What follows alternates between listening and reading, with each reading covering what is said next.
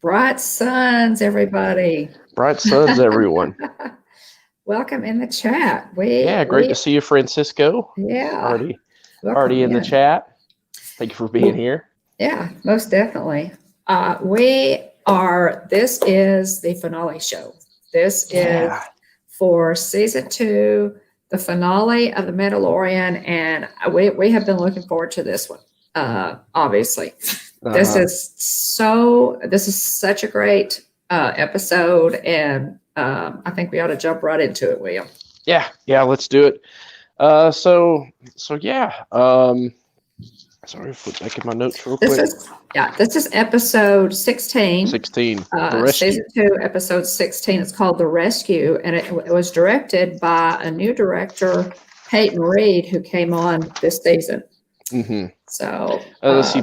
Peyton Reed also did Ant-Man, correct? I believe so. Yes, I believe that's right. Mm-hmm. Yes, and she did this episode, and he is new to the team for this season. He just joined the director's team this season. So this is a lot of this is his work, and we appreciate it because just at the outset, folks, we're like the majority of planet Earth, and we loved it. So, so the opening scene, we come in here. The opening scene is one of a shuttle that is running from Boba Fett's ship, the Slave One.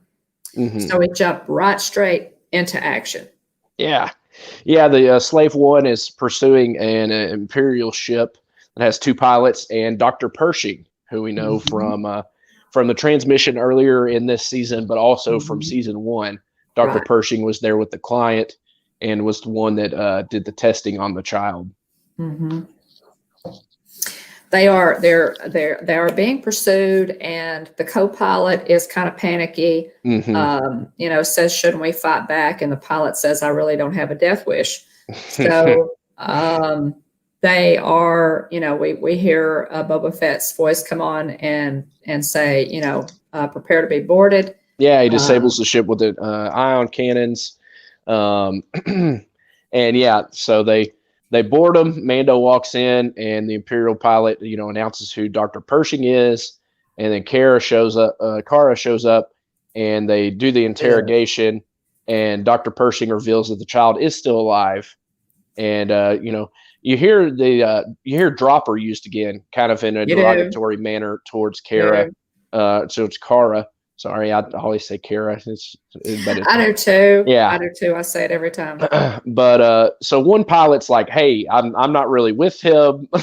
he tries to kind of weasel his way out of it, and the other one shoots him, and at the same time, kind of takes Dr. Pershing into a headlock, kind of a hostage situation, holds a blaster up to his head, and he explains that Dr. Pershing is a valuable top tier target for the New Republic, and because he's a clone engineer.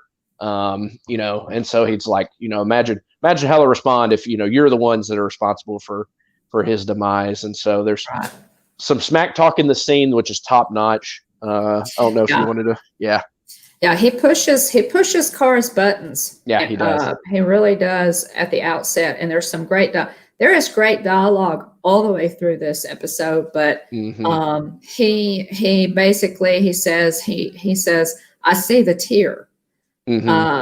He opens the dialogue by saying, "I see the tear." Now, we have wondered, William, what the tattoo is under Kara's eye, under her. I didn't know what it was until I got the Funko Pop of Kara. It is a tear. Yeah, it's a little Republic logo. Tattoo. Yeah. It's a tattoo. And that's the first time I just never have looked it up to see what that tattoo is. But he recognizes that she is from Alderaan from that, apparently, and proceeds again to push her buttons and to say, I was on the Death Star. And she says, "Which one?" And he basically does not have enough sense to shut up at that point, because Kara continues to say, "You're running out of chances here. You're going to let him go, drop the weapon." And he pushes her buttons, and says, I was on the Death Star, Carr says, which one? And he, he said, destroying your planet was a small price to pay to rid the galaxy of terrorism. And so that's classic Empire framing for you. It is. Reframe. Speaking to their truth rather than the actual truth. The actual truth. Yeah. And so Kara says last chance, and she's holding her blaster on him, and last chance, and he continues to talk, and she blows him away. Yeah. Now at that point, and of course, Dr. Pershing having blaster fire whiz by his ear is just another example of the really great attention to detail. He goes, he is, and Mando and Kara turns around and walks off, and Mando turns and looks like, whoa. Yeah. Kara obviously has no sense of humor when it comes to the destruction of her planet, understandably. So, and she drops the guy. Yeah. And, true to her, what he calls her, she drops him. Yep. And, if he somehow, I've thought that scene was so foolish of him. Why does he think that he can get out of that scene? Why does he think that anything he says other than "I surrender, ma'am," is going to do him any good in that situation? It's an attitude. Who knows? Welcome in, Amy, AJC Magic TV. Thank you for being here. Welcome. So anyway, she drops him. That's a good sequence. Great dialogue. Yeah. Oh, it's great. There's a lot of good dialogue. I mean, in terms of the scripting and the writing for this episode, the dialogue between all the characters is top notch, and it just makes sense. It does. Next thing we see is a Slave One flies over and lands on a planet. I don't know what planet this is, but we assume it's still Corvus. I have no idea. Which is where they found Bo-Katan and the Night Owls earlier. The first time they encountered, they were on Corvus. I don't know if this is Corvus or not, but Boba and Mando walk into the cantina and they recruit. They Mando tries to recruit Bo-Katan and Casca Reeves, and Mando's says, we need your help. Moff Gideon took the child, and she says, oh well, you'll never find him, and just dismisses Mando. And Boba says, we don't need these two. And it's at that moment Bo-Katan's ears perk up and she realizes that he's a clone. Yeah, she's heard that voice before. Exactly. And so and she addresses them initially too by saying, not all of us are bounty hunters. Some of us have found a higher purpose. So she's kind of turned her nose up, at them, at the outset. And but the dialogue here is also absolutely fantastic. Nobody backs down. Yeah. They really push each other's buttons in this scene. The dialogue is fantastic. It's great. Just the exchange between Casca and Boba is also, and also Boba and Bo-Katan is also great. Casca says, I didn't know sidekicks were allowed to talk. and Boba quips back with, well, if that isn't the Quokta calling the stiffling slimy, which is just great. I mean, it's essentially, in that the pot calling the kettle black. Exactly. But such a great way to see this phrased in Star Wars lore. Reframed in Star Wars. Welcome in, Russ. But it's the thing is, all four of these people. Now, I did have a question. Where did the guy go? I can't remember his name. I think his name was Axe Woves. Yeah, I don't know where he went. He's not there. It's not explained why he's maybe not there. Maybe some sort of other recon mission. Who knows? Right. They were a trio at one point. Yeah. And so now it's down to Casca and Bo-Katan. But anyway, so that the dialogue is really, really good here. Bo-Katan addresses him and says, I've heard your voice. you're a disgrace to your armor. Uh-huh. And it's interesting that he addresses Boba says it belonged to my father. Yeah. Yeah. He addresses her, he says, this armor belonged to my father. And she says, don't you mean your donor? And he says, careful, princess. He knows who she is. He knows who she is. And, he does. But Boba Fett never backs down for a second. And no. He is, and Boba Fett fans in general, and I have thought about this since they brought him back into the series, have to be pleased with what they're doing with his character. If you're a Boba Fett fan, you have to be thrilled with what they're doing with his character. And Boba's just kind of shocked because Mando says he has Moff Gideon's coordinates, and Bo-Katan, he said, that would help Bo-Katan in her pursuit to take back Mandalore. Right. And Boba's like, seriously, Mandalore? Like, Empire turned that to glass. Right. But yeah, the exchange, Boba says, careful, princess. And Bo-Katan says, you're a clone. I've heard your voice thousands of times. And Boba says, mine might be the last one you hear. It's just great. It's just great. Yeah. It really is. The dialogue is epic throughout this episode. It is. Throughout the episode, the dialogue is fantastic. And the action's top notch as well. I mean, it's incredible all the way around. My first thought when the episode ended, and I'll just go ahead and give a quick overview, is just to say this episode in my mind was perfection. I agree. And it's not, I don't use that term lightly. They just crushed it. That's all I have to say. I think and I agree. We could continue. Russ, what do you think? Francisco, Amy, what do you guys think about, overall about this episode? And we'll talk about this, as we get, towards the end and review the whole thing. But I agree 100%. I think, again, best Star Wars content we've seen in 43 years since A New Hope, it was just Star Wars at the time, came in 1977. I asked Jeff to come on with me today and kind of help us comment because, he remembers standing in the lines for Star Wars, A New Hope. And what, I did that, as a child. Yeah.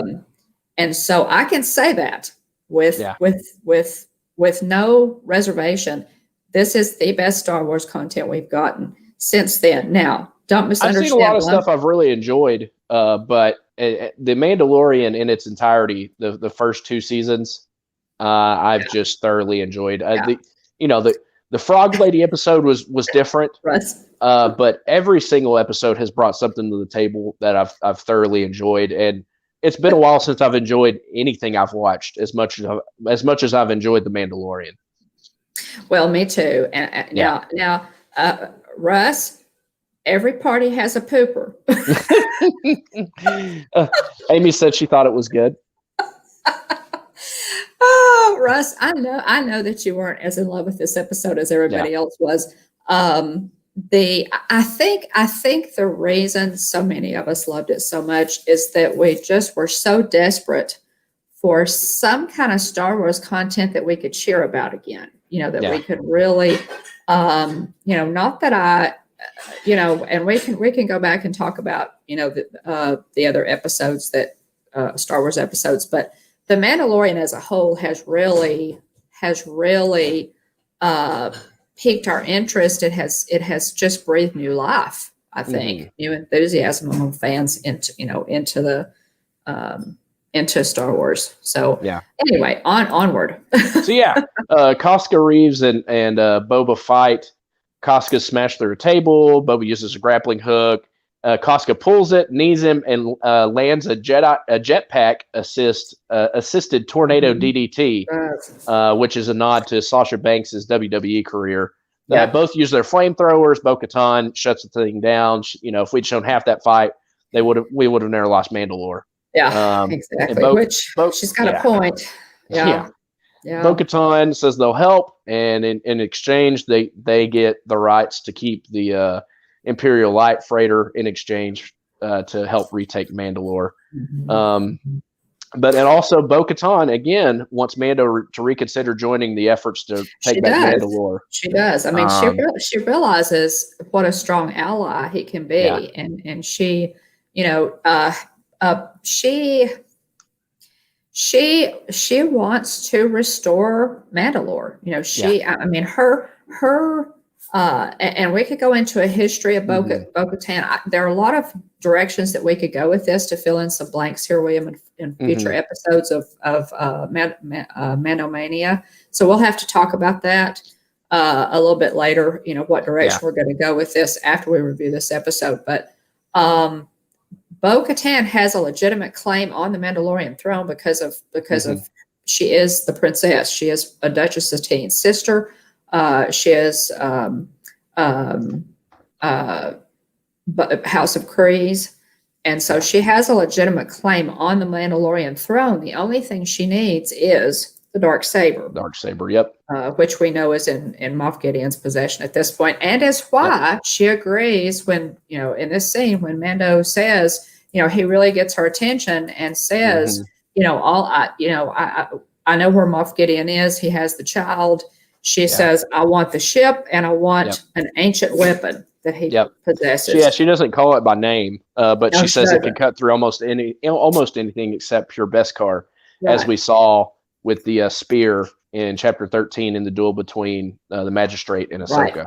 Exactly. So Mando has that spear in his possession, so he has a means of protecting himself. He does indeed. And so, you know, they kind of work it out there, and everybody stands down, and she agrees to help with his cause while re-upping on her invite to him to join their cause in, you know, when all this is over, to retake Mandalore.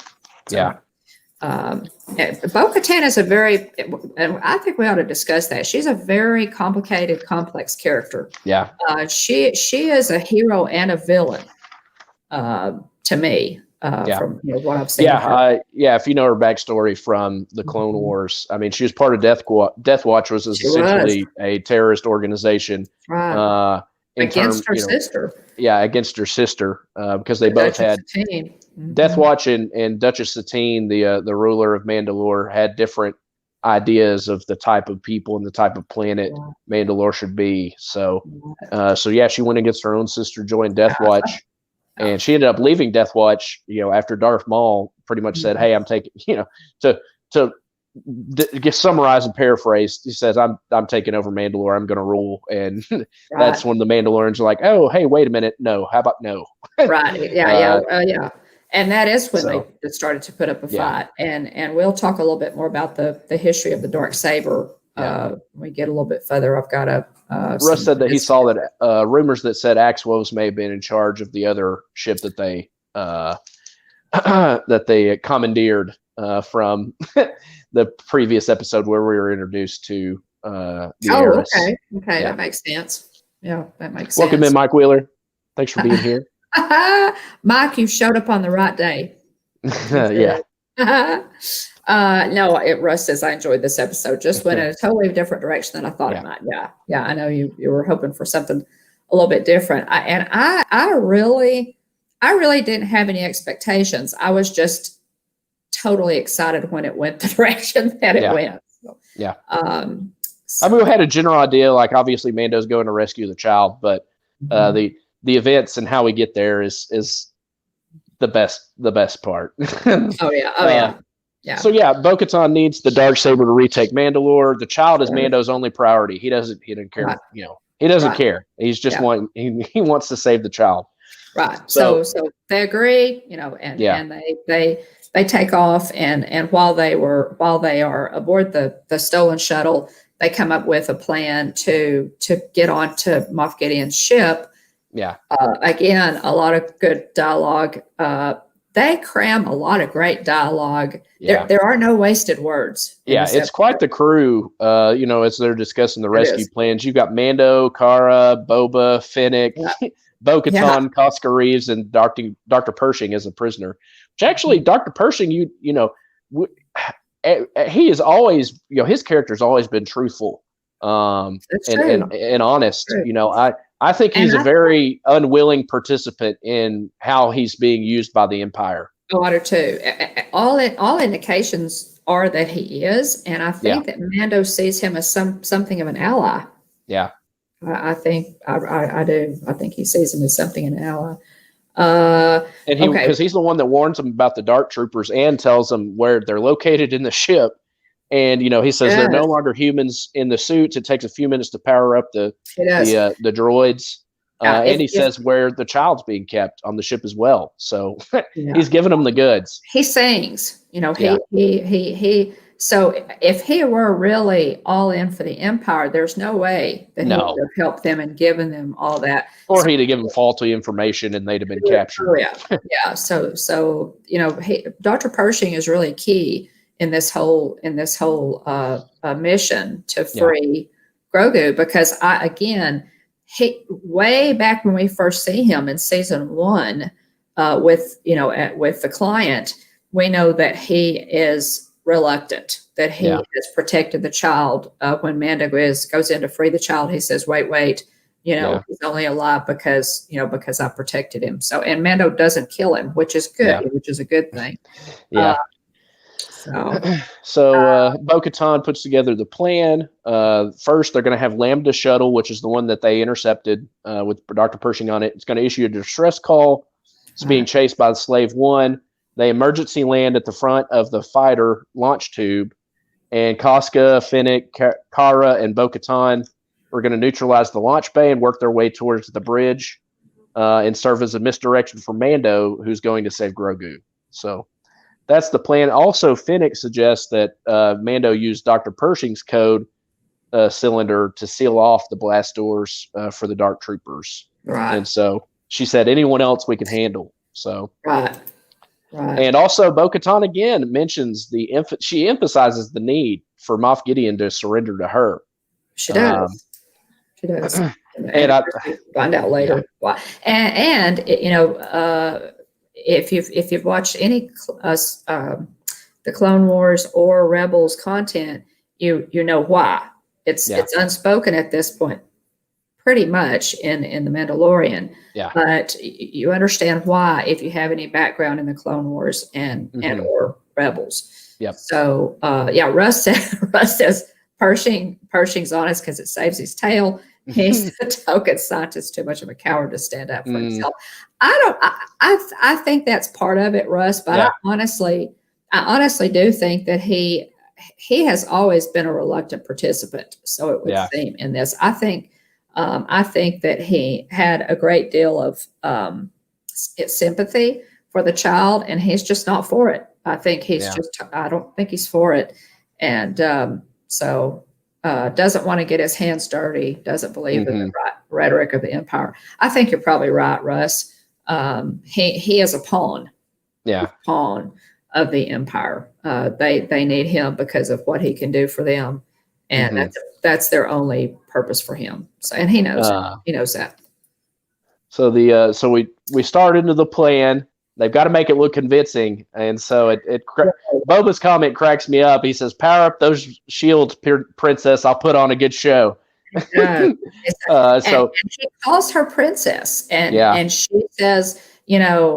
says, watch those cannons. And he says, basically, I can take care of myself. You be careful out there. And I thought it was interesting that he kind of offers her a little bit of an olive branch there and says, you be careful in there, that's again, I think that was kind of a little olive branch, that one line. Yeah. He says, I can take care of myself. You be careful in there. So, they sell it really well that, they're calling for distress back to the light freighter. They're only able to get straight towards Gideon's ship with Bo-Katan on the comm saying, we are under attack. We are under attack. Requesting emergency docking. We're under attack, and that of course is the Trojan horse. Yep. Now what I'll have to say, of course, Moff Gideon is on the bridge, and he is suspicious at the outset. I think he's expecting something like this, especially after Mando's hollow message to him, I'm coming for you, buddy. Yeah. That, the whole Clint Eastwood thing. And so he tells the comm operator to deploy the TIE fighters. And obviously, the ship is made with this big long launch tunnel. Yeah. And they know the whole ship comes to a point, kind of a big triangle. It does. And I didn't look up what kind of ship it is. Russ, or hey, Garrett, Russ or Garrett or somebody in the chat may know what kind of ship it is, but I think it's just an Imperial light cruiser. Imperial light cruiser. Well, it has. We've never seen this kind of.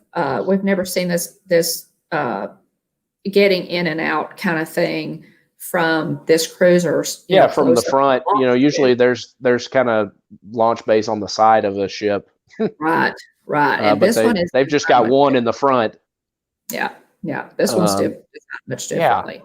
So phase 1 ends perfectly. They crash land the Lambda shuttle in the launch tube, and I'll therefore have to say, Bo does a great job landing that sucker. Because she has to. I mean, that's pretty. Because the wings or whatever you call them essentially have to fold up so that she can fit through this launch tunnel, and she doesn't know what a TIE fighter is not liable to. It's not going to. Head on, hit them head on. Collision. So they manage it. They land. Of course, the flight crew, they're the deck crew. Are saying, "What are you doing? Get that thing out of here!" Boba gets away. Also, he dodges the deck cannons and gets away from the TIE fighters too. Boba Fett is the picture of efficiency. Mm-hmm. Boba Fett just does what he's supposed to do, and does it flawlessly. He really is amazing. Anyway, so they land and come off, guns blazing, and the team, other than Mando, the team is misdirection. Yeah, so that they can draw all of the stormtroopers on the flight deck there away from the hangar, away from Mando. Mando is headed obviously to the bay where to try and cut off the dark troopers. Try and hold them up because rescue they know the child. They're there also. And rescue the child. So let's see here. Welcome in, Garrett. Welcome in, Rhonda. Thank you, Rhonda. Thanks for being here, guys. Yeah, Garrett says I agree. It looked like a smaller cruiser destroyer size if we compare to a naval fleet. And Russ says it reminded me of the design of the old Republic cruisers from Clone Wars. The ship bay was at the front like that, but launched from the top. Right. Right. I'm sure we could probably look up the exact name of that ship on Wikipedia.com. Yes, Wikipedia is a thing. I'm not making that up. So Mando then, once the team is proceeded, Casca, Cara and Fennec all take out everybody in the launch bay and work their way towards the bridge. And quick note here, just sliding this in, serious credit to Peyton Reed and also everyone else who is involved with this episode. This team of powerful female characters, they're working together. They're kicking butt. They're taking out everything in sight, and it all feels natural, normal, and organic. Right. Yeah. Especially in the comparison. My mind goes to Avengers Endgame.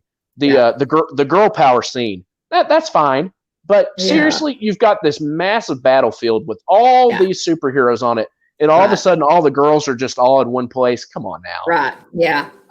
It was forced. It was forced. It was 100% forced. But so very well done. It made sense that they all go together, that Mando be the one that break off, and that Boba's the one that gets out of there. So it does. So serious credit to all involved with this scene. The ladies kick some tail. Yeah, they do. It's awesome. I love it. I love, they all have such different backgrounds that, they all come from, different places with different backgrounds and different skills. But man, what a formidable, they're just tough as boot leather. Oh, it's awesome. And they all play to their own strengths. You've got a real sharpshooter, a great bounty hunter in Fennec. You've got somebody that that's more physical when she needs to be in hand to hand with Kara, and you've got you've got the Mandalorian style in Koska and Bo-Katan, and it's just it comes together beautifully. Yeah, it really does. So they're advancing and headed to the bridge, which is where, of course, they think where Bo thinks Moff Gideon is going to be, and so they're finding their way to the bridge. Mando emerges from the ship to complete silence. It's the direction there. It's almost too really quiet. Cool. And that's what Bo says. She says everything's quiet. It's almost too quiet. But Mando, proceeds to the docking bay and is going to, avoid several stormtroopers. Going to use the code cylinder, seal off the doors, so that the dark troopers can't get out, because they know, they're going to be a lot to deal with if they get out. And so he almost gets there in time. They power up in time. And he rushes and, jams the code cylinder in to try and close the blast doors. Yeah. One of them gets out. One of them, sticks its fingers through. And you're like, at this point, oh, no. It was like panicked. I mean, I was just basically, I would say I was holding my breath through this entire episode, but that's not true, because I was screaming through a lot. Yeah. So, as we get further on. Yeah, I was yelling too. This episode, I was genuinely there in the moment. I thought, oh man, this ain't good. To use the vernacular. This is not good, because we know that these troopers are bad. Yeah, Russ, I have a bad feeling about this. Exactly. No kidding. Rhonda, that's exciting. We still have a lot to burn through here, but that's really exciting. I'm interested to see in what capacity they're going to use him. And if you guys know what a huge Chris Evans fan I am, that is like the best news in the whole world. So I am an enormous Chris Evans fan. Love Chris Evans. Yeah. Okay, so back to the Mandalorian. So Mando's starting to fight. Yeah, thanks for sharing that with us, Rhonda. Mando. One gets through, and the others are trying to punch their way out.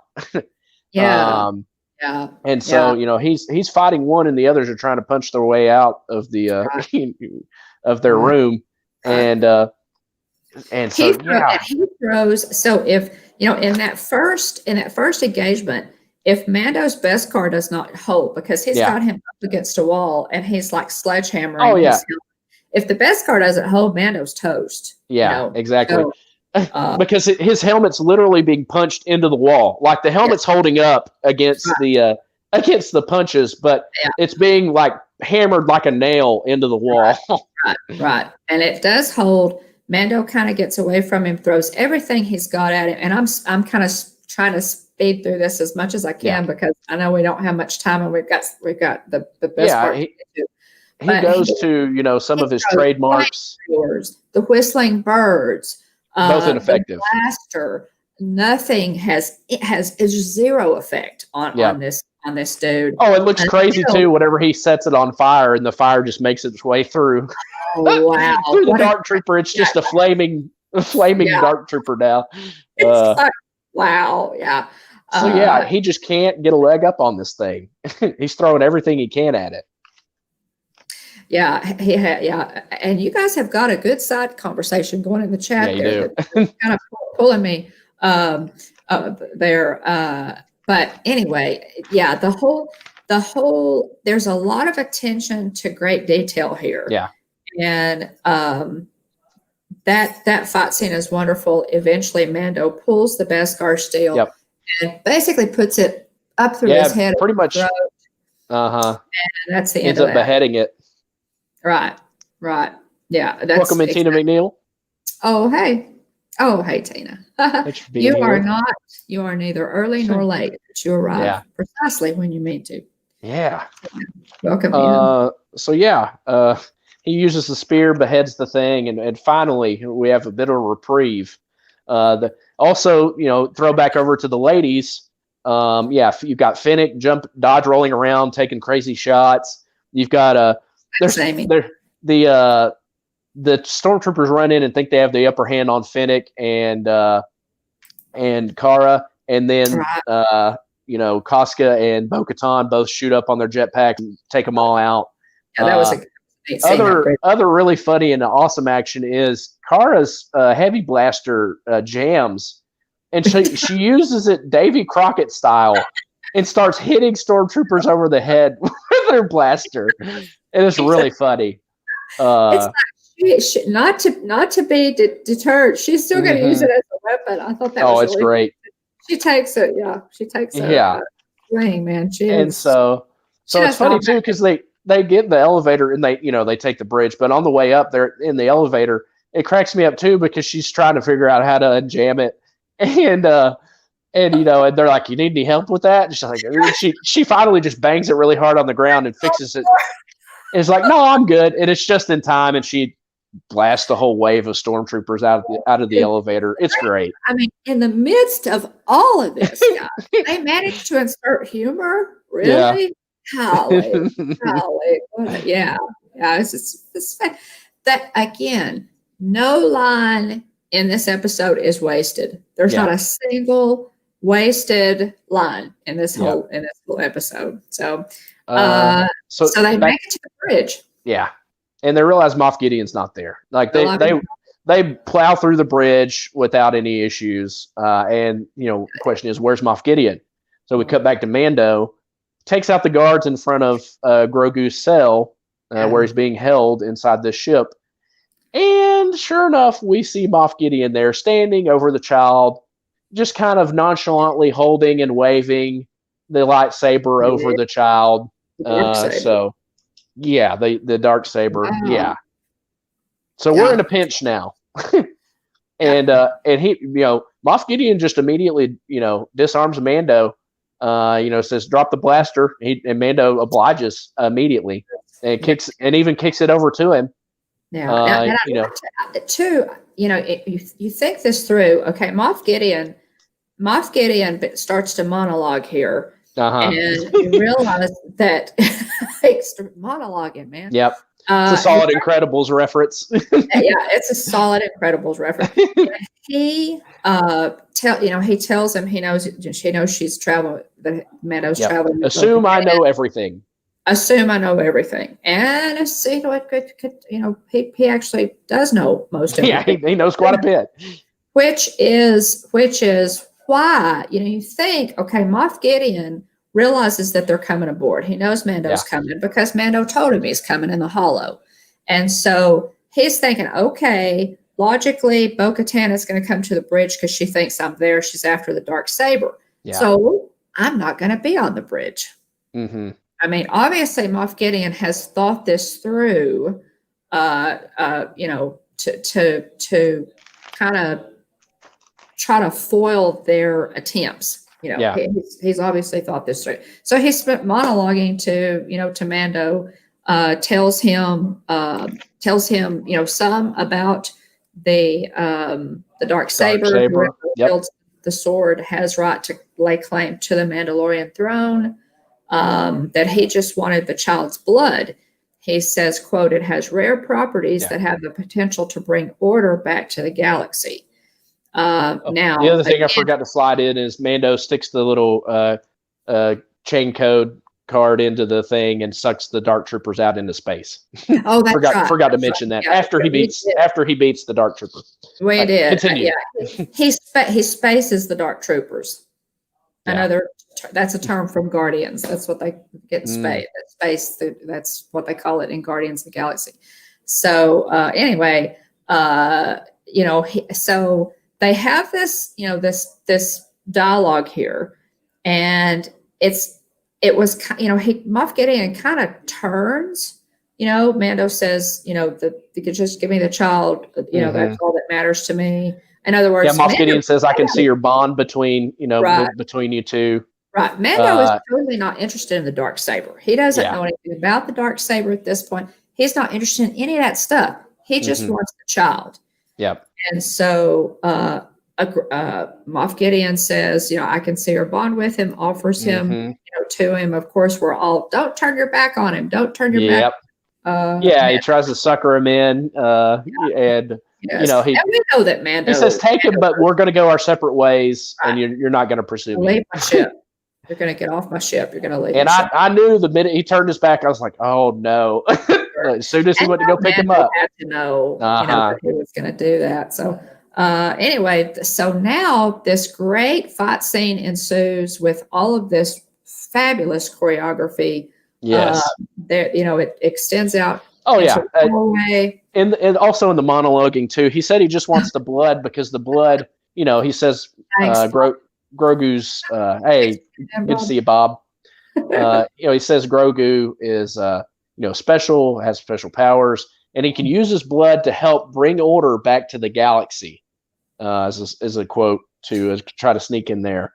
Right. But, now bringing order to the galaxy is a line that we hear Imperials repeat a lot. That's their whole thing. We're going to bring order. You remember what's his name, the guard from a episode back that says, people think what they want is freedom when what they really want is order. So that's their big, their big thing. It's very it's very Nazi-esque, very dictator-ish speak. We recognize that kind of speech, but that's what he says. He says, I just wanted his blood because, it has rare properties that have the potential to bring order back to the galaxy. Anyway, that's a great, the combat scene. ensues. Now, it's awesome. You see the Beskar heating up. It doesn't break. With the spear, you can see it's being heated up by the Darksaber whenever they strike. We see the Darksaber cutting into the wall as they're walking towards each other.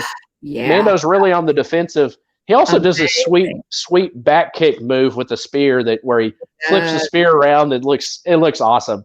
Yeah, if you guys haven't really paid attention, the choreography is great in that scene. Go back and watch. Of course, I have watched this. I think I've watched this like 4 times maybe, and I'll probably go back and watch it again just to absorb as much as I can of the the choreography and the lines and everything. But the choreography in this fight scene is great. It happens really fast. Yeah. So go back and watch it because it's ridiculously. Yeah, you've got Moff Gideon coming at Mando with a lot of rage and aggression. A lot of Mando's actions are kind of on the defensive until he can kind of establish himself.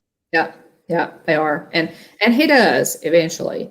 And eventually, takes Gideon down. Knocks the Darksaber away from him.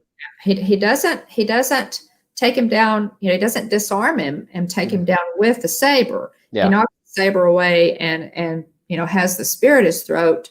Yeah. And the Moff says, "Oh, you're not going to kill me. This should be interesting."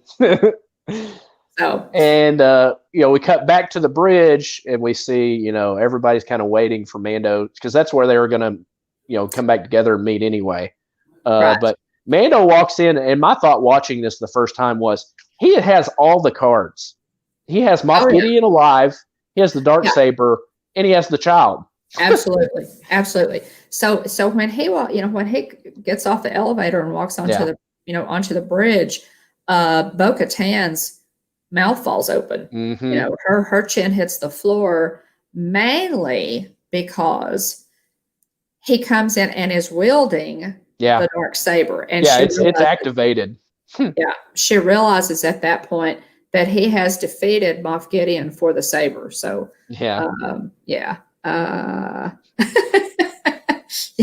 Beskar toys. I had never thought of making a children's toys out of Beskar. That'd be some expensive toys, but probably. But Cara says, it's like, this is great. This is great. Cara says the New Republic will have to double the payment because Mando brought Moff Gideon alive. Because Cara's or Bo-Katan's first question is, "What happened?" Right.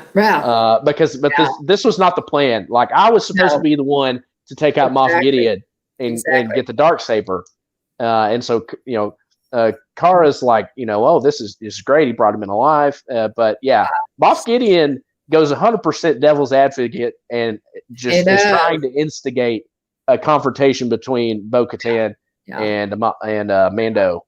Yeah. He explains that now Mando owns the rightful owner. And that because he won it in combat.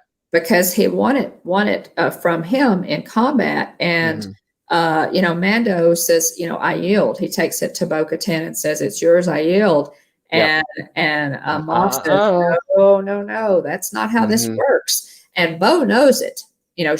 That's why she is so, adamant about being the one to face him. Exactly, and she realizes what a pickle this puts her in. So that and that is something that will have to be resolved a little bit later. But, and one thing that the alarm goes off. Yeah. Well, just sliding in real quick, and you thought of this, Mom, and I thought of this as well. We see, Mando tries to hand the Darksaber. He says, "I yield. Take it." And Moff Gideon again is trying to instigate and says, "It's about the story. It's about how you got it. It's about who you took it from." And so anyway, the other, we both thought of an example because we've watched Star Wars Rebels really recently. And spoiler alert, spoilers ahead, real quick. Sabine Wren in Star Wars Rebels, a character, she's a Mandalorian in Star Wars Rebels, gets the Darksaber. She obtains the Darksaber, wins it in combat. And in Star Wars Rebels, in one of the episodes, she gives the Darksaber to Bo-Katan in front of all of the clans of Mandalore. She does. She just hands it to her. And nobody takes issue with it. So, when we see this brought up here in the Mandalorian, it's, we're like, Right. Like what about that exception? So, yeah. That they made, because you could say, okay, if it's Mandalorian to Mandalorian, they don't have to fight. Well, Mando's Mandalorian. I mean, he's by creed, by creed he's Mandalorian, not by birth, but by creed. So, I don't know if anybody, I don't know if anybody, has seen any fan theory on that, but in my mind, that's a conflict there, between the episode that we saw in Rebels and this, and the reason, and I had just watched that episode when, because I had not finished Rebels yet. So, at any rate, we'll talk a little bit more about that. There are a lot of back things that I think we ought to cover. So, because we could talk for a long time about the history of the Darksaber, and we don't really have time in this episode. So, the like you said, the alarms go off. There's, it's funny how the Dark Troopers get EDM or electronic dance music. Well, anytime you see them reference like that, it's like down, and like they get this really funny music. But anyway, so they're flying back to the ship. They're like, "Oh, are there any life forms?" No, it's the Dark Troopers flying back to the ship through space. And Moff Gideon mocks them. He says, you had your hands full with one. Yeah. Now you have to fight a whole platoon. Right. And, so he thinks he's pretty cocky at this point. He thinks when that alarm goes off and he realizes that the Dark Troopers are coming in, he thinks he's kind of in control. Yeah. And so Cara pushes him down. He sneaks a blaster to himself, and you're thinking, "Oh no, who's he gonna get?" Moff Gideon as he falls on the ground. Mando says, "I'm going to get you out of here safely," talking to the kid. Basically, they seal the blast doors. The odds are stacked against them. The Dark Troopers are trying to punch their way in. Moff Gideon says he and the child will be the only ones getting out of here alive. But we hear the alarm sound again. Yeah. And this quote from Car Dude is perfect. One X-Wing? Great, we're saved. We're saved. And I was thinking to myself, if it's a Jedi, you're saved, honey. You're in good hands. So we see Grogu kind of, his ears perk up a little bit. We're thinking it's got to be who he contacted. The X-Wing slides into the docking bay, and I think one of them, goes on the radio and says, "Please identify yourself." Yeah, Bo-Katan does. Dead silence. And so at this point, when I watched this for the first time, I was literally jumping up and down, screaming in my husband's ear. So my question was going to be, at what point did you know it was Luke Skywalker? When I saw the glove. Yeah. That's what I was looking for. I said, okay, obviously it's a Jedi. And as he's fighting through, when I saw the gloved right hand, I knew it had to be Luke. And I just screamed like a crazy person. Yeah.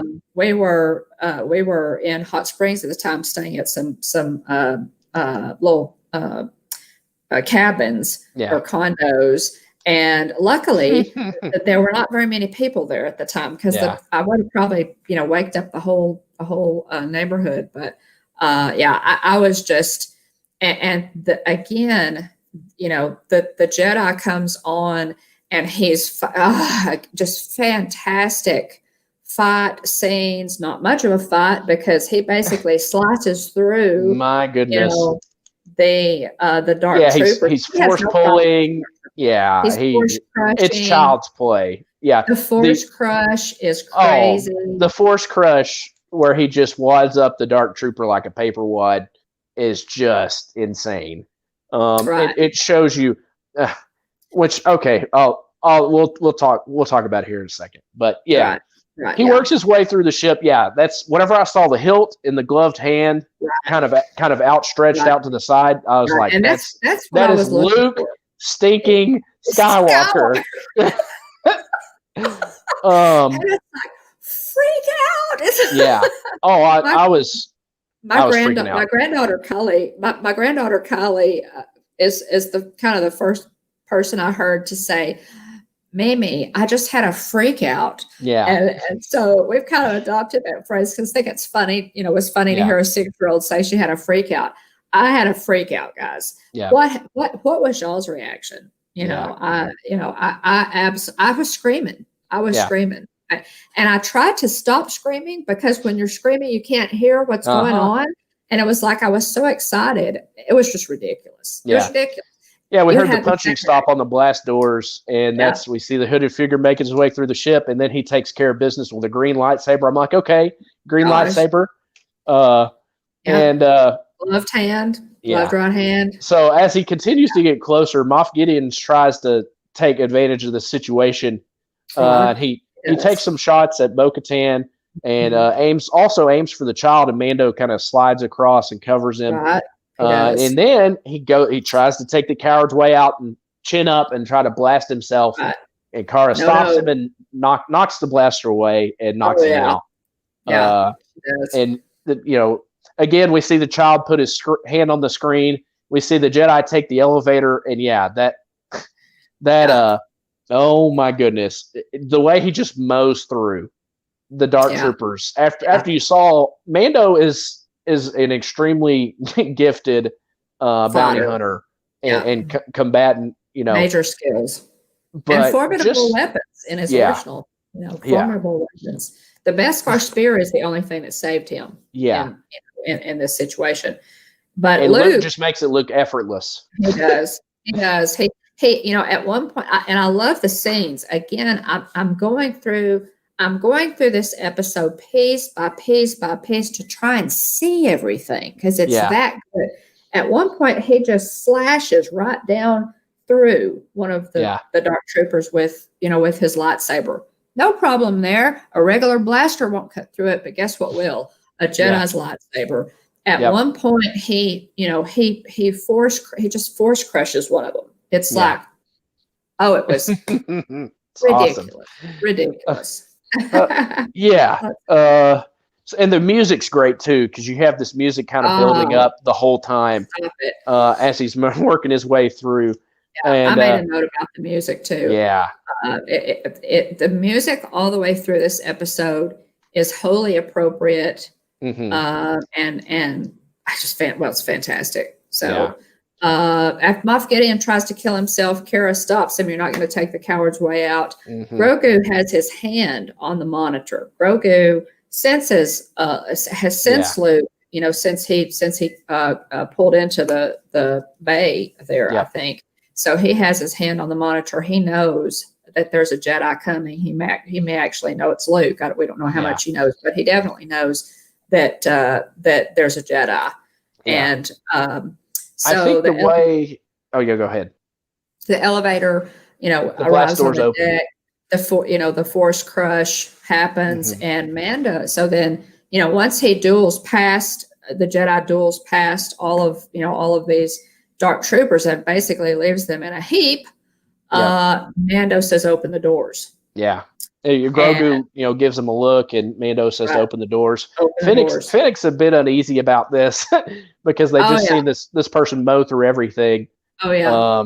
So yeah, the doors open, and there's a bunch of fog and smoke behind him, and we see the hooded figure holding the green lightsaber. He steps in, and here's an important distinction. Many Sith characters, keep their hood up. Anakin, before he slaughters the younglings in Episode 3, has his hood up. It's a matter of concealing your identity. It's a matter of deeds of darkness want to be done in darkness. Right. And absolutely. And so immediately you see this figure step in from all the smoke. He's just wiped out all the dark troopers. He deactivates his lightsaber, holsters it across his body, and pulls his hood off. He does. And at that moment, we see officially it is Luke Skywalker. Hello. And I was at a loss for words. I had goosebumps. I had goosebumps for a good 2 hours after I watched this for the first time. Talked, right after you finished watching it, and we talked, and we were both still screaming into the phone at each other. It's Mark Hamill's face de-aged. It is, and I thought that a lot of people were kind of griping about about the CG and what have you, but I thought it was very good. That's what I think about that. What do you think about it? Yeah. Get on with that mess. Yeah. So Mando's first question to Luke Skywalker. Tell how much we love this episode. Yeah. Can you tell? Oh my God. I just absolutely and again, I would love to have had Jeff on with us because my husband Jeff is not nearly as animated, shall we say, as I am, and even he was totally excited about this episode. So I would love to have had him on so he could offer some of his thoughts because he's not as crazy as I am. But to see him after all this time, it's a time frame where it's one of the rare glimpses that we get of Luke as a master Jedi. And fighting and all the way through. It was Mark Hamill. How in the world did they keep the lid on that when they were filming? How to? Because I thought for sure. I mean, we knew Rosario Dawson was Ahsoka. We knew her name escapes me. We knew Bo-Katan was Bo-Katan. The voice actor who did the work for Bo-Katan. Her name escapes me right now. I'm a big fan, but her name escapes me right this second. But we knew Katie Sackhoff. There we go. We knew they were going to be involved. How in the world did they keep Mark Hamill being involved under wraps? How did they do it? We talked about that ahead of time, William. When there was a lot of speculation about who the Jedi would be. That there were some things tossed around. There were some, but and we talked about that. I said if it's Luke Skywalker and they have Mark Hamill, come back to reprise that role or voice that role or whatever he's going to do, how are they going to keep a lid on it? My hat is so off to this production crew. Everybody, it's so hard to be surprised, genuinely surprised by anything these days. It is. It is. And so for them to pull something off of this magnitude, hats off. Oh yeah. So how did you guys feel about it? In the chat, I'm still excited about this episode. Yeah. You know, but I'm like you, William. There was so much adrenaline going that my adrenaline levels did not come down for like 3 or 4 hours after I watched this. That's how excited I was about this. And I was contacting people asking if they'd watched it yet. Yes, I was too. Because I was so excited. I got into I got into several chats, that we have going, our ghost hosts and what have you, and said, hey guys, if you haven't watched this, several chats, go. No spoilers. Just drop what you're doing. I sent a message to a friend of ours who's a huge Boba Fett fan and said, whatever you're doing, I don't care if you're working. I don't care you drop what you're doing right now and go watch this episode. Yeah. And I absolutely. Yeah. Non-disclosure clauses don't always work. In fact, non-disclosure clauses. An NDA and non-disclosure agreement. Yeah. Yeah. Hey, I mean, it always leaks. There always leaks on movie sets and what have you. So to me, that speaks of, Russ got a text from me. Have you watched it? Have you watched it? And you hadn't yet, Russ. And I think I told you, I said, just drop what you're doing, man. Yeah. Just go watch it.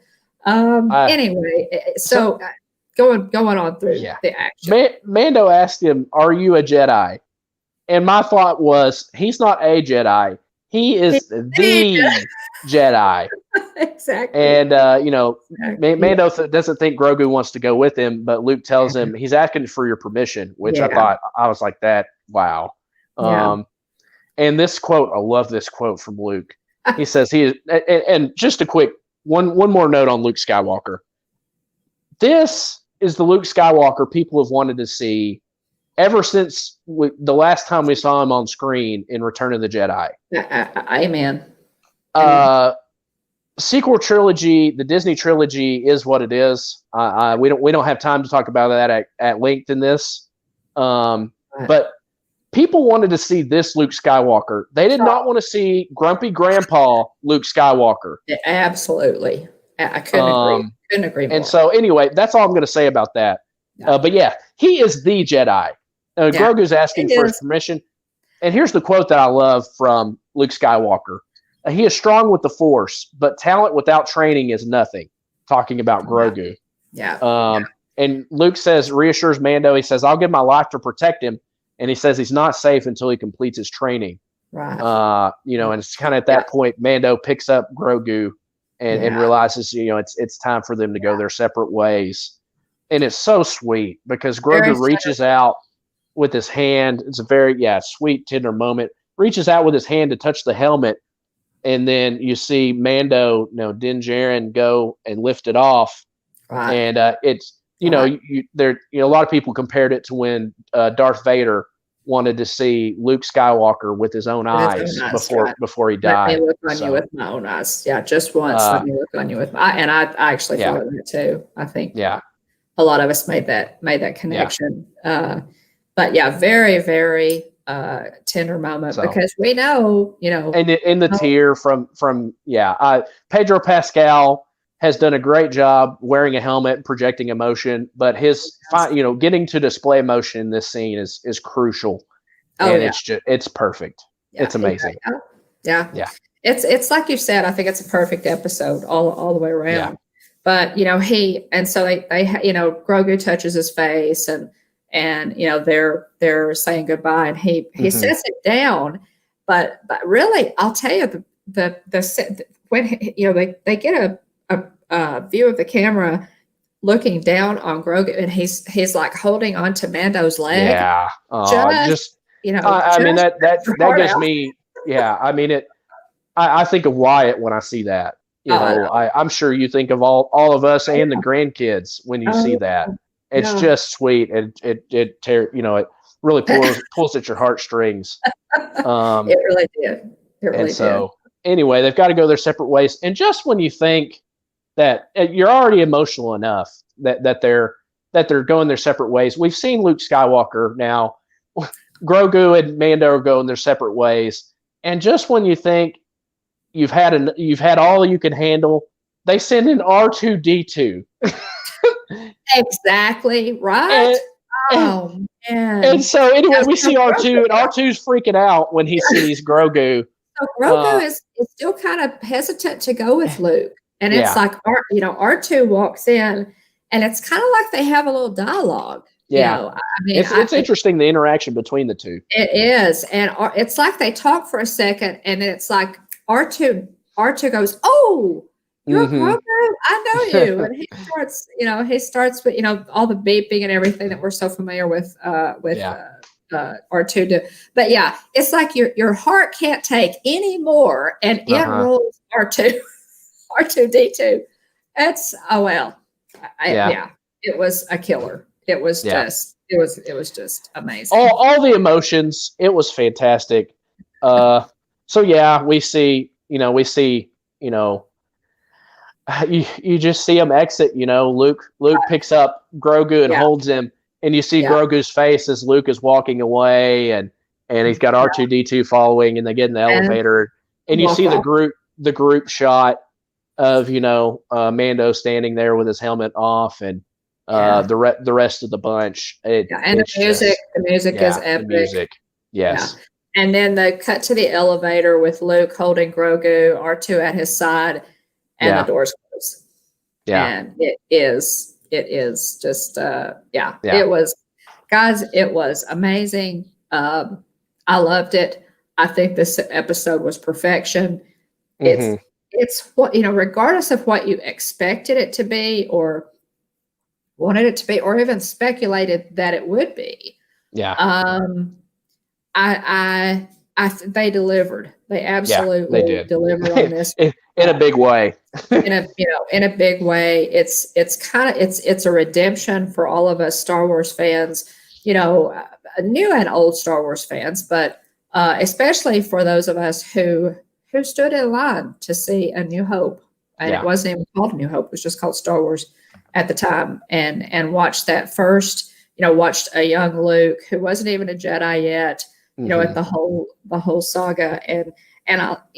We love seeing him as a master Jedi, and just cutting and slashing. He's still one of the good guys. He's a master Jedi. He's obviously very much in control of himself and the Force, and is more than competent at wielding the Force. It's fantastic, guys. It's how could anybody not be pleased? Not be pleased with this. It's redemption for Luke. I've seen in several articles that that Mark Hamill was really pleased with this. He was not happy with old grumpy Luke. He was not entirely happy with that portrayal. Honestly, I'm surprised that Mark Hamill agreed to some of the portrayal of older Luke, with the tossing of the lightsaber and everything. This erases all that. This helps us. This helps us as Star Wars fans, to go, this is fantastic. So couldn't have been better. How could this episode have been better? I don't know. I don't know. I mean, you could have gone a different direction. Grogu could have reached out to a Sith. That'd have been a heck of a twist. But that's what Russ said. With the path that they decided to take, I said it before, and I'll say it again. For me, this was perfection. They nailed it. I'm interested to see where it goes from here. Will the next season that we get of The Mandalorian, will we have cuts between Grogu training with Luke Skywalker and then Mando pursuing, going and helping retake Mandalore? Is that what we're going to see? Would that be? I think we are going to see Mando kind of, Mando promises he'll see him again to Mandalore, and so then you've got that. Then you have to turn to the whole Bo-Katan, dark saber Mando thing, and how they're going to resolve that. So that's going to be really interesting. But what if it's like a dual thing, and they actually do, show us some of Grogu and Luke's interaction? Would that be ridiculous? So I absolutely love it. I'm hoping they find the time crystal from the Lego Holiday Special. A lot of people have speculated. It's like, what if they just said this was all a dream from Luke of of the horrors that could happen if he decided to go down a certain path. Right. That's what we said. Maybe we just need to go with that. Maybe as cliche as that is, I think I would welcome it at this point. Yeah. Oh, it's all just a horrible dream. Yeah. Absolutely. But the time travel. Hey, welcome in, Dad Builds. That Lego holiday Good to see special. you, Chris. Hey, Dad Builds. Good to see you. Welcome in. I think. Yeah. So yeah. It was amazing. And then you stay after the credits, and you see what is it, Bibba Fortuna? We see Jabba's lair on Tatooine. We see Bibba Fortuna after credits. Yeah, sitting there on Jabba's throne. Yeah, which apparently he wasn't on the yacht where everybody else with Jabba got killed. Right. in Return of the Jedi. Exactly. Anyway, he's sitting there. He's he's aged. And fun fact for you, he played. I want to say he played Bibba Fortuna in the Chris, welcome in Attack of the Clones. Also, this actor did, which you find that out watching the Disney Gallery. The same person played that character in, I think, Attack of the Clones. Okay. They mentioned that in the Disney Gallery on season 2, episode 1 of The Mandalorian. Okay, great. So, I didn't you got to check that out. It's about an hour and a half long. He played Jabba's flunky, essentially, and obviously has now taken over the palace and is sitting there and they said a lot of love and care went into restoring Jabba's palace. Yeah, they put everything where it was supposed to go. They nailed it. They painstakingly put it all together. They did well, and I at this point from this team, I wouldn't expect anything else. Yeah, no. But there we go. Yeah, he played the young Bib Fortuna in episode 1. Okay, there we go. Yeah. So you see him standing behind Jabba the Hutt in that episode. So Finnick and Boba Fett shoot their way in with ease, as you'd expect. Yeah, Finnick takes it, comes through and kind of wipes everybody out, and then just leaves Bib Fortuna sitting there on the throne, being very nervous. He's like, "Oh, Boba, I thought you were dead." Yeah. Oh, he's visibly nervous. Yeah. And he realizes that the last time he saw him, he was falling into a Sarlacc pit, and thinks that he's dead. So yeah. Yeah. So he's trying to make nice. Yeah. He's trying to and it's not enough to bail him out.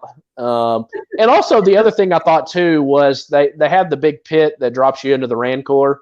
That Luke ends up taking care of business. But so yeah, I whenever Finnick walked and stood over the trap door, I was like, oh no. But he was obviously distracted. In the Rancor, who knows what occupies that area now under the trap door. But anyway, Boba just goes ahead and shoots Bib Fortuna, shoves his slumped dead body off the throne. Unceremoniously. Boom, you're done. Yeah. And you hear he takes his seat on the throne. Finnick Shun goes and grabs a glass, to drink, and joins him next to the throne. And it plays that same music you hear in the tragedy episode where after Boba gets done kicking tail, you hear that same musical theme play again. And it's like, all right, Boba's got a theme now. Yeah. So, and then it says Book of Boba Fett coming. Book of Boba Fett. And we know that's the new series coming to Disney Plus. I believe it's supposed to be just Christmas Day of this year. So Christmas Day. Okay, now I thought that was going to be the premiere for season 2 of The Mandalorian. We'll let the chat. Season 3 of The chat fact check us real quick. But yeah, I mean this episode was just incredible. I love season 1. I love season 2. Yeah. yeah, it was definitely a moment of redemption for Luke's character. And I'm so glad that Mark Hamill got to participate in this. It was top notch. I loved it. Great. Can't say enough good things about it. Yeah. Yeah. It was, I can't think of, I honestly can't think of anything that was wrong with this episode, or B, what I could have done to even suggest anything better, how they could improve it. I loved it. I thought it was one. Yeah, absolutely. Another birthday present there, Tina. Sure. Yeah, happy birthday to me. And isn't that right, guys? Season 3 of The Mandalorian premieres Christmas Day. I think do we have a premiere date for the Book of Boba Fett? I don't know if we. I think that's what it is. Oh, okay. Well, but I could be wrong. We'll let the chat tell us. But okay, so that's how we're continuing on. We're not continuing on with the Mandalorian. Is that what we're saying? I don't think that's definite. I mean, obviously, I think the Mandalorian and Grogu are going to come back, but I think the next story to tell is the Book of Boba Fett. Book of Boba Fett. Yeah. So we'll see what Boba Fett decides to do. Establish himself as a crime lord on Tatooine. Right. Maybe that's not his. Maybe that's not his. We don't know what his plans are. So I don't know. And really, we don't know anything about Boba Fett yet. We don't. Yeah, we don't know what motivates him or what makes him tick at this point. He said, I'm just a man trying to make my way through the galaxy like my father before me. Right. Is what he told Mando. What are his plans for Tatooine now? Why Tatooine? Yeah. Why did he? Why did he go back to Tatooine? Absolutely.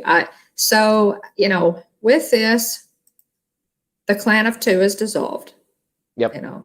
The clan of 2. Yeah, he's fulfilled his mission. He got Grogu to one of his kind, being a Jedi. And so seems like the next step is going to be helping Bo-Katan take back Mandalore. Mandalore. Yeah. And now that'll be really interesting because, up until this point, most of what we've seen is him roaming from planet to planet. He doesn't have a ship. Yeah. So, there's another, the Razor Crest is toast. Well, RIP Razor Crest. But so he doesn't have a ship. It'll be interesting to see. I think they'll replace his ship somehow. He'll get another one. Maybe he should be loaded at this point between all the jobs he's done, and Mando should not be hurting for credits at this point. So hopefully he can have something else built or purchased. Yeah, that's true. That's very true. But I as Forrest Gump says, that's almost everything I have to say about that. Okay, so again, we raised the question: why could Sabine Wren hand the Darksaber over to Bo-Katan in Rebels, but Mando can't? Yeah, that's still kind of a question there. Russ mentioned, since Moff Gideon had it, maybe the situation is different. I don't, that's a possibility. And what is Mando going to do now? I really feel like we'll see him back on Mandalore. Will we see any of? I think the fans would dearly love to see more of Luke Skywalker and Grogu's training. He's got. I'm sure a lot of people are going to be clamoring. But remember, he agreed to give the Gideon's ship to Bo-Katan. Yeah, Russ. That was part of their deal. She wanted the ancient weapon, which is the Darksaber, and the ship to retake Mandalore. So maybe he'll head back. They'll head back to Mandalore together on that, because Bo-Katan surely doesn't want to let him out of her sight. As long as he wields the Darksaber. It'd be interesting to see live action Sabine Wren. You're not a fan of the porgs. Wow. Yeah, unpopular opinion, Chris. Yeah. I love the porgs. I think they add a lot. I think they're cute. But yeah, I'd like to see maybe live action Sabine Wren. Maybe see Jedi, Luke Skywalker and Grogu and Ahsoka somehow all get together at some point. would be really cool to see. Right. It seems as though that we've still got Grand Admiral Thrawn on the back burner with the we're thinking that the Ahsoka show will be her pursuit of Grand Admiral Thrawn, and we should also see Ezra Bridger since that's true. from Star Wars Rebels, since they were both last seen together on screen. I'm excited about that. And again, guys, if you have not watched the Clone Wars or Rebels, by all means, I would suggest watching the Clone Wars first. It's their animated series. Both of them are on Disney Plus, and then go watch Rebels, because we get tons and tons of backstory. Without those pieces to fill in the story for you, at this point, you're way behind if you haven't watched the Clone Wars and Rebels. So definitely try to do that. And William and I have got to talk a little bit about what we want to do next with the show. Do we want to go into WandaVision? Do we want to back up and explore, the Clone Wars and Rebels, which might be, some interesting, it would be some interesting content, the history of the Darksaber, the condition of Mandalore, Bo-Katan, and all of that. So, porgs are evil. Grogu will rise with General R2 and his Russ. Start with the animation wise start with the Clone Wars, and then watch Rebels after that. Yeah, start with the Clone Wars. Both are on Disney Plus. Yeah, definitely. Now the Clone Wars is absolutely beautifully done. The animation is beautiful. The costuming in the Clone Wars is incredible, I think. Rebels is a little different. So when you're used to, seeing Obi-Wan and, the characters there, a young Anakin in the Clone Wars, it's a little bit difficult to transfer over to Rebels, because the animation is really different and what have you. It was a little harder for me to get into, but stick with it. Yeah, because you're introduced to a new cast of characters, and so you've got to learn who they are, what their backstories are, so you can learn to love them and really grow an attachment for them. Right. Yeah, Tina, Clone Wars first. Then watch. And I know that you'll enjoy both. And let us know as you work your way through those what you think. Clone Wars first, and then watch Rebels, Star Wars Rebels, and you will be amazed at the story, the filled-in story of the Clone Wars and what happens during that period, and then the story continuing with Rebels, and some new characters are introduced in Rebels. Yeah, and so it's a lot. It's fantastic. It's going to take you a little while because there's several series. There are 8 seasons of the Clone Wars. Am I right? Yeah. I think so. Seasons. I can't remember whether there's 7 or 8. But they released the final season recently within the last year or so on Disney Plus. Yes, they did. Yeah. So they did. Yeah. And it does. It wraps up. It wraps up a very emotional wrap up. I'll have to say too. I hate to run on you, Mom, but I've got a 1:30 meeting. Gotta go. Yeah, gotta go. And I've got to get back to work too. But thanks so much, guys, for being in the chat. We appreciate it. Shout out to Aunt Joy and Aunt Susan, Francisco, AJC Magic TV, What in the World with Russ, Mike Wheeler, Monarch Moments, DWG, Rondo Lee, Tina McNeil, DCS, One Stop Mouse, and Dad Builds. If I missed you in the chat, I'm sorry. It's moving pretty quick today, but hopefully we'll catch you next time. Yeah. And Dad Builds, again, thanks for being here. Yeah, and thank you for being here. That's sincere. We appreciate it. So thanks, guys. We absolutely love this episode, and we'll let you know what we decide, where we're going with Mando Mania. Texas Family Camping. Oh, yeah. Thanks so much. Hey, welcome in. Hopping in there. Hopefully we'll catch you later on. You can be on #Team Replay. So but we appreciate you guys for being in. And check it out and let us know in the comments what you think, because you always have some really good opinions and interject some good things into the conversation. So we missed you. So thanks, Chris. All right, everyone. Remember, if you can dream it, you can do it. We go live every Tuesday night at 9:00 p.m. Central, 10:00 Eastern. So be sure to join us or watch on the replay. Like, subscribe, ring the bell if you enjoyed today's episode and want to see our other content. Check us out on social media. We're on Facebook, YouTube, and Instagram, or you can email us at thehitchhikingbones@gmail.com. Absolutely. Thanks again, everyone, for being here. We really appreciate it. I think, yeah. So bright suns, everyone. Till the spires. Remember, at the Hitchhiking Bones YouTube channel, there's always room for one more. Thanks again, everyone, and please hurry back. Thanks, bye, everyone. guys. Have a great day. May the Force be with you always. May the Force